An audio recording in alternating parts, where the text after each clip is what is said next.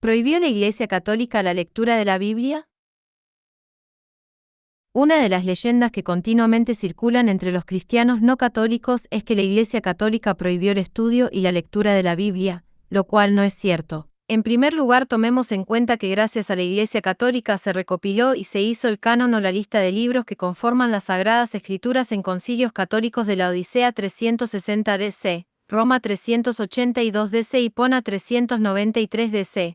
Cartago 393,397 y 419 DC y ratificados y reafirmados en el Concilio de Trento en 1546, s. 16. Lo primero que debemos aclarar es que fue la misma Iglesia la que escribió el Nuevo Testamento, pues fueron los miembros de la única Iglesia formada por Jesús los que escribieron esas cartas, y los Evangelios, no con la intención de que formaran parte de la Biblia pues no existía como tal, sino para solucionar problemas o inquietudes puntuales de algunas iglesias locales acerca de nuestra fe y para enseñar lo que los escritores consideraban necesario enseñar y aclarar acerca de lo dicho y hecho por Jesús.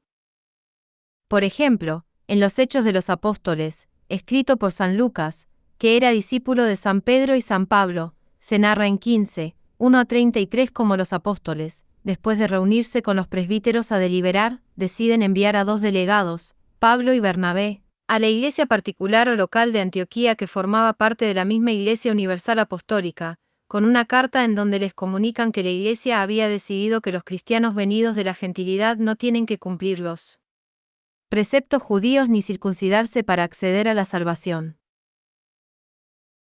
Esta carta es mencionada en la Biblia y no hace parte de ella porque quizás se extravió, pero la narración sí es útil para mostrar que todas las que escribieron los apóstoles o sus discípulos, hagan o no parte de la Biblia hoy, las enviaron para enseñar las Escrituras y los actos y dichos de Jesús, los Evangelios, para aclarar aspectos teológicos o dogmáticos de la fe católica, exégesis, o para comunicar decisiones acerca de cómo debía funcionar la Iglesia Universal en algunas materias, y esas cartas fueron dirigidas a los propios discípulos o miembros de su misma Iglesia, Hebreos, Corintios, Romanos, Antioquía, Efesios, Gálatas, etc.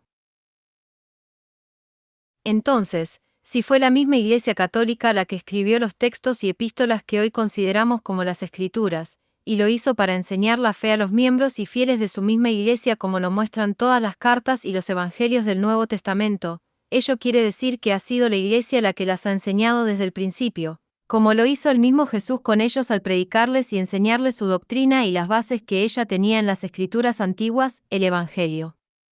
Se transmitió de forma oral por los apóstoles y sus discípulos, y eso fue así al menos por 3 siglos aproximadamente. Conforme creció la comunidad de cristianos, se vio la necesidad de tener por escrito esas enseñanzas para preservarlas para generaciones futuras, y eso dio paso a la recopilación de los escritos que la Iglesia fue quien decidió cuáles eran inspirados. ¿Esto es de revelación divina o no? Por ello no es cierto que la Iglesia haya prohibido jamás leer las Escrituras, sino todo lo contrario, pues en uso de la autoridad que les fue dada las enseñaron desde el primer día. HCH 2, 22 ss. Segundo punto importante, la Iglesia Católica fue quien recopiló, copió, preservó las Sagradas Escrituras por siglos, ya que fueron los monjes copistas quienes mantuvieron vivo ese legado hasta la aparición de la imprenta en el 1440 al 1459 aproximadamente por Juan Gutenberg.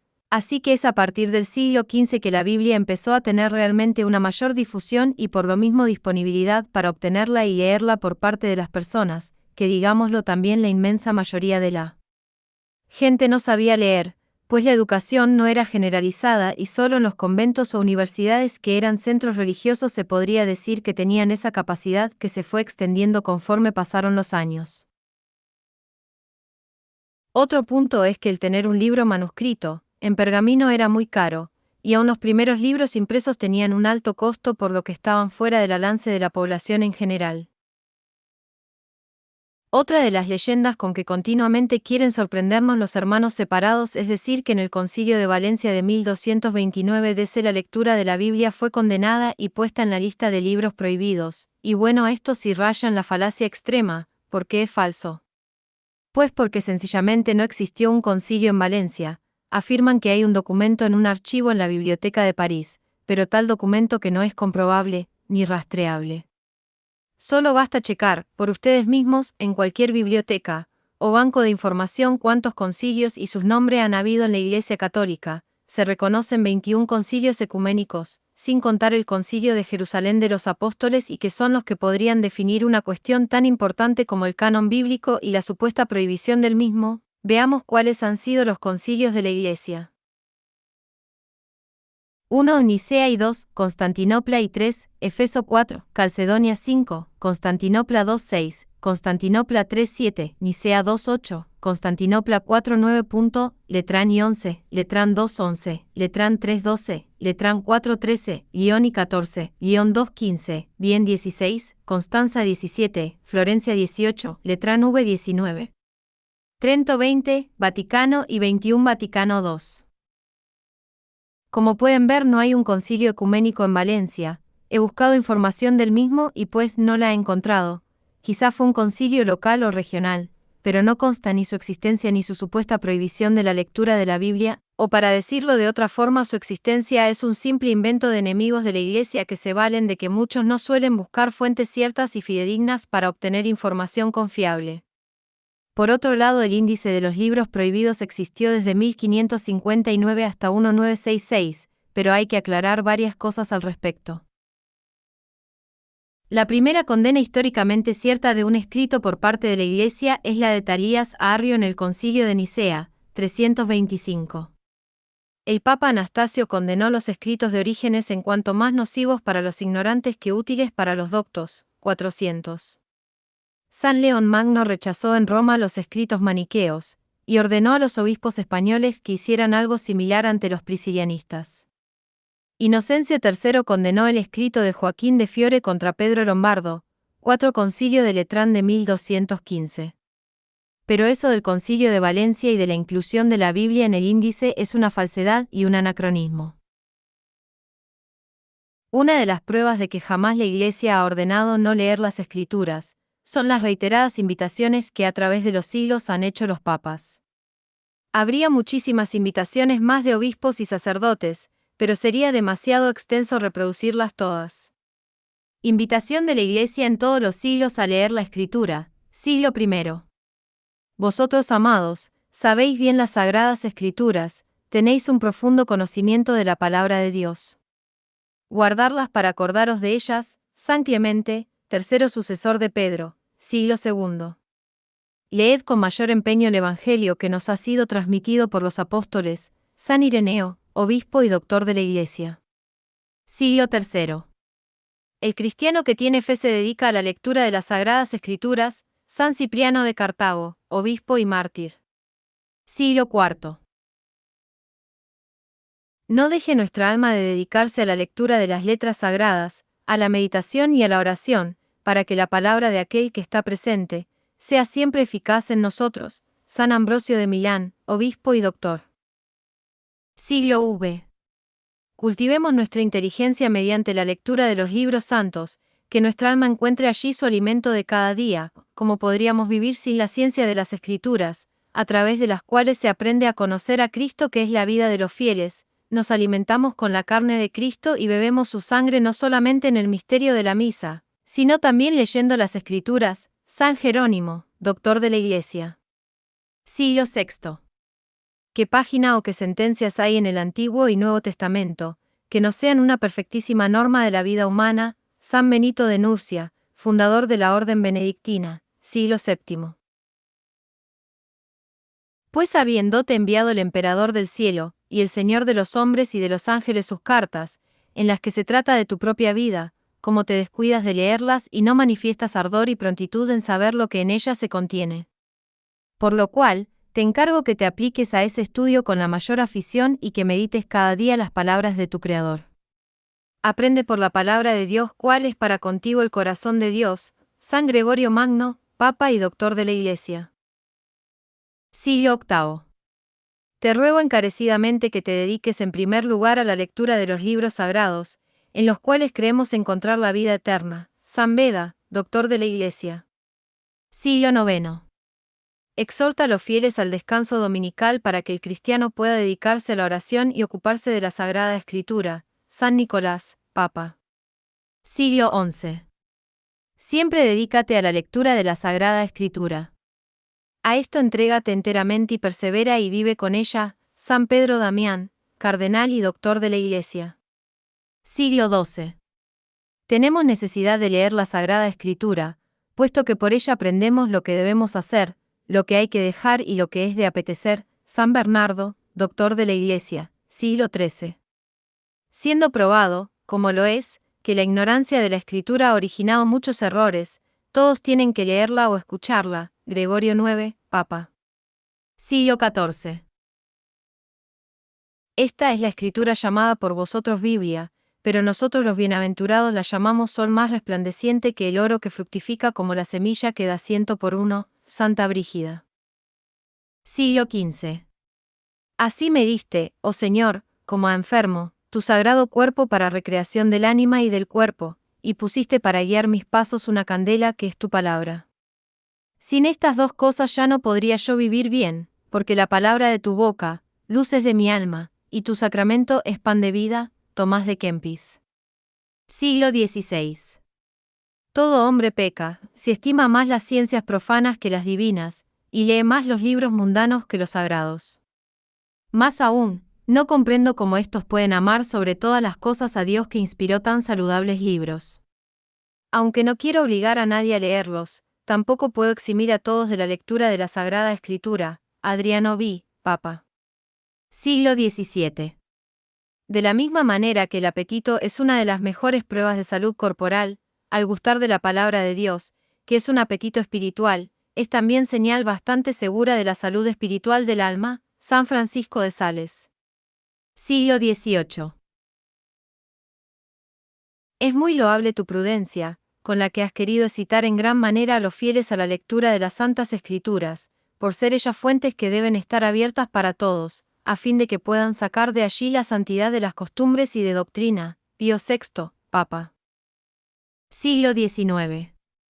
Son muchos los testimonios de la más absoluta claridad que demuestran el singular empeño que los romanos pontífices y por mandato suyo los demás obispos de la cristiandad han puesto en los últimos tiempos para los católicos de todos los países traten de posesionarse con afán de la palabra divina, tal como aparece en la Sagrada Escritura y en la tradición. Gregorio XVI, Papa. Siglo XX. Queriendo renovarlo todo en Jesucristo, nada deseamos más que el acostumbrarse nuestros hijos a tener la Sagrada Escritura para lectura cotidiana. Por ella pueden conocer mejor el modo de renovar todas las cosas en Jesucristo. San Pío X, Papa, siglo XXI. Para que la familia pueda caminar bien, con confianza y esperanza, es necesario que esté nutrida por la palabra de Dios. Por esto es una feliz coincidencia que precisamente hoy nuestros hermanos paulinos hayan querido hacer una gran distribución de la Biblia, aquí en la plaza y en muchos otros lugares. Damos las gracias a nuestros hermanos paulinos. Lo hacen en ocasión del centenario de su fundación, por parte del beato Santiago Alberione, gran apóstol de la comunicación. Entonces hoy, mientras se abre el sínodo por la familia, con la ayuda de los paulinos podemos decir, una Biblia en cada familia. Una Biblia en cada familia. Pero Padre, nosotros tenemos 2, tenemos 3. Pero, ¿dónde las tienen escondidas? La Biblia no es para ponerla en una estantería, sino para tenerla a mano, para leerla a menudo, cada día, ya sea de forma individual o juntos, marido y mujer, padres e hijos, quizá en la noche, especialmente el domingo. Así la familia crece, camina, con la luz y la fuerza de la palabra de Dios. Papa Francisco. Dice el Catecismo de la Iglesia Católica. 2653. La Iglesia recomienda insistentemente a todos sus fieles la lectura asidua de la Escritura para que adquieran la ciencia suprema de Jesucristo. Filipenses 3,8. Recuerden que a la lectura de la Sagrada Escritura debe acompañar la oración para que se realice el diálogo de Dios con el hombre, pues, a Dios hablamos cuando oramos, a Dios escuchamos cuando leemos sus palabras. DV 25, cf. San Ambrosio, De Officiis Ministrorum, 1, 88. 2654. Los padres espirituales parafraseando Mt 7, 7. Resumen así las disposiciones del corazón alimentado por la palabra de Dios en la oración. buscad leyendo, y encontraréis meditando, llamad orando, y se os abrirá por la contemplación. Guido el Cartujano, Scala Claustralium, 2, 2. Como pueden ver, la Iglesia custodia, promueve y protege el depósito de la fe del cual las Sagradas Escrituras forman parte, pero es necesario no dejarse sorprender. Te invito a que leas tu Biblia, pero en ánimo de interpretarla correctamente. Si eres católico, acércate a tu iglesia o parroquia. Generalmente hay siempre cursos bíblicos en ellas. Pregunta tus dudas a un sacerdote o catequista que te orienten. No puede uno sacar de contexto una sola cita bíblica, pues puede caer en el error de no interpretarla sino de forma personal. Y si no, vean porque existen más de 40.000 sectas, cada una con diferentes interpretaciones de la Biblia. La única que se mantiene incólume e imperturbable durante más de 2000 años es la verdadera Iglesia de Cristo, la Iglesia Católica, que tiene la promesa de N.S. Jesucristo, que siempre será asistida por el Mt. 28,20. Recuerden que es la Iglesia quien le da legitimidad a la Biblia, no al revés. Ya lo dice la Escritura, la Iglesia es columna y baluarte de la verdad, 1 Tim 3,15.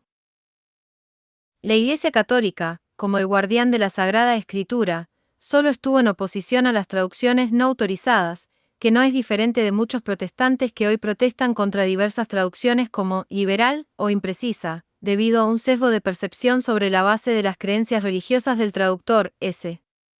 Esto se desprende de una preocupación digna de elogio para la transmisión precisa de la palabra de Dios. Del mismo modo, la Iglesia Católica tiene derecho a tener una opinión sobre el asunto sin ser acusado injustamente de ser anti-Biblia. Los primeros protestantes, entre ellos el propio Martín Lutero, a menudo censuró o prohibió traducciones católicas en sus distritos, sobre la misma base. Es una doble moral, entonces, para acusar a la Iglesia Católica de algo que los protestantes han hecho siempre de forma selectiva, también. Los protestantes afirman que la Biblia es bastante clara para tener tales cultos, pero ya que nunca han alcanzado la unidad doctrinal en sus propias filas basados solo en la Biblia, esta premisa es muy cuestionable. Por otra parte, esta objeción se niega a ver que toda interpretación de la Biblia se produce en un contexto de un sistema de creencias en general y de la tradición. Si bautistas leen la Biblia juntos, van a llegar a la doctrina bautista, porque los grupos tienen una forma de preservar sus propias creencias y prejuicios particulares. James Gairdner, historiador de la Iglesia Protestante. La verdad es que la Iglesia de Roma no se opone en absoluto a la realización de las traducciones de las Escrituras o para colocarlas en las manos de los laicos en que se consideraron las medidas preventivas adecuadas. Solo se consideró necesario para ver que no hay traducciones no autorizadas o corruptos pusieron en el extranjero, e incluso en este caso, parece que las autoridades no se despertaron a especial vigilancia hasta que tomaron la alarma en la difusión de las traducciones de Wycliffe en la generación después de su muerte. Para la posesión por parte de los hombres laicos dignos de traducciones autorizadas de la Iglesia nunca se oponía, pero colocar un arma como una Biblia inglesa en manos de hombres que no tenían respeto por la autoridad, y que la usaría sin ser instruido cómo usarla correctamente, era peligroso, no solo para las almas de los que leen, sino para la paz y el orden de la Iglesia. Este artículo fue publicado originalmente por nuestros aliados y amigos.